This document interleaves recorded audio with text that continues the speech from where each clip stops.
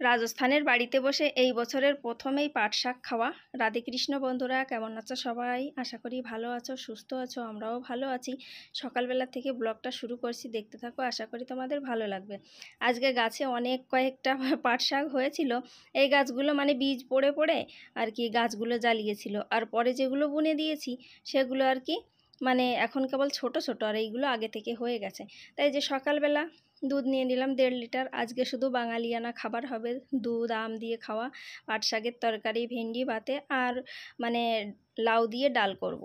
তা সব মিলিয়ে দেখতে থাকো, আজকে আশা করি তোমাদের ভালো লাগবে। তো চলো, গাছ থেকে কয়েকটাই যে মানে পাট শাক হয়েছে, ওই 7-8টা মতো গাছ হয়েছে।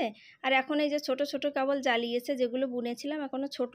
তার কারণ বৃষ্টি তো অনেকটাই লেট শুরু হয়েছে, তার জন্য আর কি পাট শাক মানে আগে বুনতে পারেনি। আর যেখানে যেখানে একটুখানি জল বেশি পড়তো, মানে একটু খাড্ডাখাড্ডি গর্ত টর্ত, সেই সব জায়গাতে একটুখানি পাট শাক, এই যে পাটের গাছগুলো একটুখানি বড় হয়ে গেছে।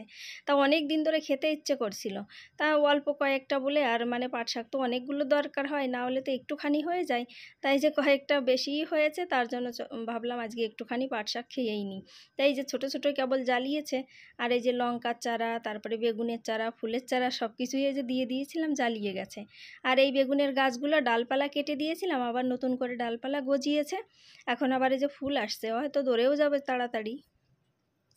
এই একজন বলেছিল যে বেগুনের ডালপালা কেটে দাও, ফের আবার নতুন করে আর কি পাতা ছেড়ে গাছগুলো বেঁচে যাবে। তো এই যে ব্যাস, এইগুলো পাতা হয়েছে, সবগুলোর থেকে একেবারে মুড়ো করে তুলে নিয়ে আসলাম। তো এই কয়টাই হয়েছে। যাই হোক, একটুখানি মুখের স্বাদটা একটু চেঞ্জ করা যাবে, সেই জন্যই আর কি আজকে তুললাম। আর তেমনই রান্নাবান্নার সেমন কিছু নেই, তার জন্য ভাবলাম আজকে একটু এই পাট শাকটাই তুলে রান্না করি। আর কালকে হয়তো অভিষেকের পাপা যাবে বিজয়নগরে, গেলে শাক সবজি সব নিয়ে আসবে।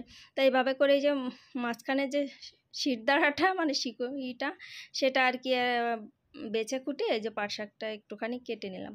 তো চলো এখন রান্না বান্না করা যাক। একটুখানি জিরে দিয়ে দিয়েছি, আর কয়েকটা রসুন কুচি করে নিয়েছিলাম, আর হচ্ছে মানে একটুখানি পেঁয়াজ কুচি করে নিয়েছি, সেই সব দিয়ে আর কি এই পাট শাকটাকে রান্না করব।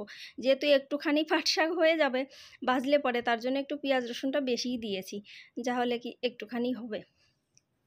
তাই যে পেঁয়াজটা আর লঙ্কা টঙ্কা দিয়ে ভালো করে ভেজে নিলাম, সব কিছু লবণ দিয়ে দিলাম, হলুদ দিয়ে এই যে ভালো করে ভেজে, এই যে পাট শাক, অল্প কয়েকটা পাট শাক, মানে পাট শাকের থেকে আর কি বেশি আর কি মানে পেঁয়াজ রসুন হয়ে যাচ্ছে। দেখো কতটুকু হয়ে গেছে।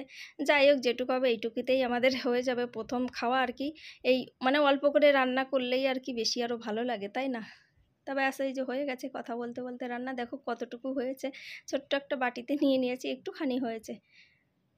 তবে খেতে ভীষণ দারুণ হয়েছিল। অভিষেকের পাপা বলল, কি এটা? আমি বললাম পাট শাক। বললো দারুণ হয়েছে তো খেতে। তাই যখন ভাতটা উতরে গেছে, কয়েকটা ভেন্ডি ছিল, তো বললাম ভেন্ডিগুলো একটুখানি ভর্তা করে ফেলি।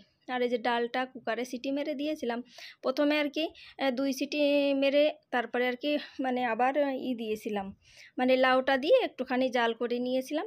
সেভাবে এই যে একটুখানি এখন ডালটাকে ফোড়ন দিয়ে নেব। এই ডালটা না গলতে চায় না কড়াইতে। রাজস্থানে অনেক বড় বড় ডাল হয়, তো এই ডালটা গলতে চায় না, তার জন্য আর কি কুকারে সিটি মারতেই হয়। অনেক সময় ধরে কড়াইতে জাল করলেও কিন্তু গলে না ভালো করে, কে জানি এই ডালগুলো কেমন হচ্ছে। তো ডালটাও ফোড়ন দেওয়া হয়ে গেছে, জিরে আর তেজপাতা দিয়ে একটুখানি ফোড়ন দিয়ে নিয়েছি, ব্যাস হয়ে গেছে। এখন এই যে কালকে আমগুলো নিয়ে এসেছিলো, সেটা আর কালকে ধোয়া হয়েছিল না, তো ভাবছি এখন আমগুলো ধুয়ে আর কি রেখে দিই, রাত্রেবেলা আম দুধ দিয়ে আর কি রুটি খাওয়া হবে। এখনের মতো তো হয়ে গেল সব কিছু। আর আমি একবারেই বেশিরভাগ রান্নাবান্না করে রেখে দিই। রাত্রিবেলা প্রচুর গরম পড়ে বলে আর রান্নাঘরে মানে কোনো মতে কয়েকটা রুটি বানাতে বানাতেই নাজেহাল হয়ে যাই। তো রান্নাবান্না তো ওদিকে কমপ্লিট হয়ে গেছে, এখন গ্যাস ট্যাস মুছে নেব।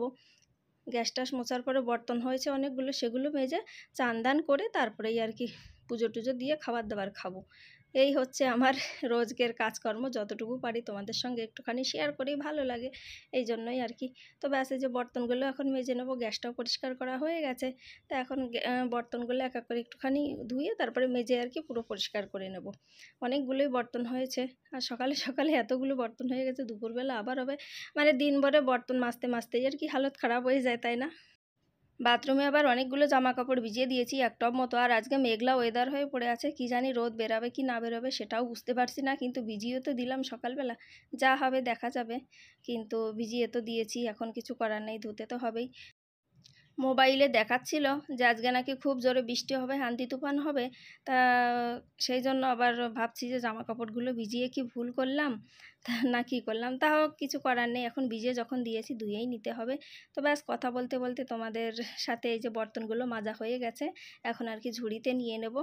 তো বন্ধুরা, আজকের ব্লগটা কেমন লাগলো? যদি ভালো লাগে তো একটা ভালো কমেন্ট করো, আর চ্যানেলটা সাবস্ক্রাইব করে দিও। ফেসবুকে দেখে থাকলে পেজটাকে ফলো করে দিতে পারো। সবাই ভালো থেকো, সুস্থ থেকো। পরের একটা ব্লগে আবার দেখা হবে। রাধে রাধে, রাধে কৃষ্ণ, টাটা।